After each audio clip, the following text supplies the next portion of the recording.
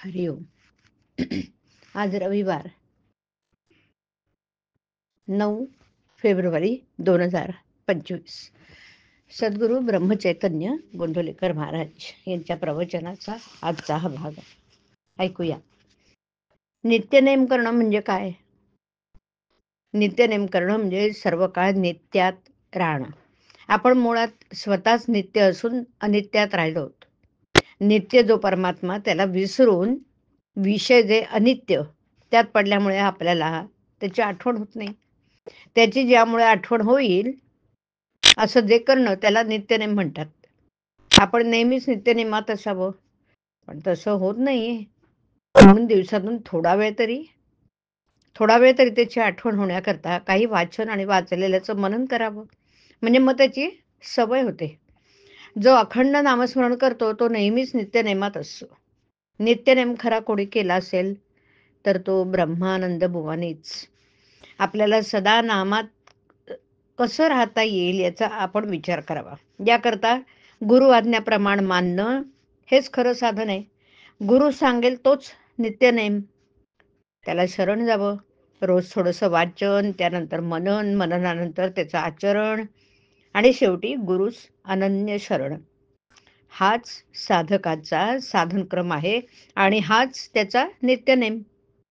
आपलं आयुष्य जसं वाढत जाईल तशी साधकाची भगवंताला भेटण्याची उत्सुकता वाढत गेली पाहिजे.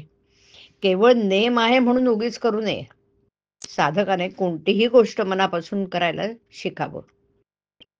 साशंक वृत्तीने परमार्थात बिघडतं हे ध्यानात ठेवावं बरं. श्रद्धा हे परमार्थाचं मुख्य भांडवल होय. समाधान हे सर्वस्व आहे अशी श्रद्धा ठेवावी.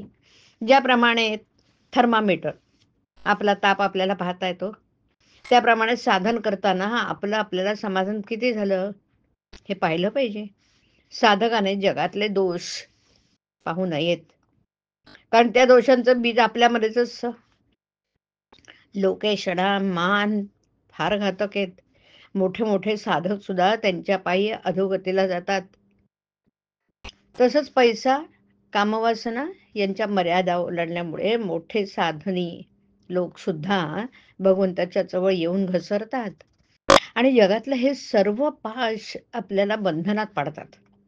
भगवंताचा पाश हाच खरा पाश. तोच आपल्याला सर्व बंधनातून मुक्त करून शाश्वत समाधानाचा लाभ मिळवून देतो. जगाचा मान अपमानाला कधीही भुलू नये. पैसा, कामवासना यांच्यापेक्षाही मान हा देहबुद्धीला जास्त चिकटू नये. तिथे अगदी सावध राहावं. जिथे आपल्याला मान मिळवण्याचा संभव आहे तिथे जायचं टाळावं. टाळणं शक्य नसेल तर हे भगवंताचं देणं आहे असं मनापासून समजावं.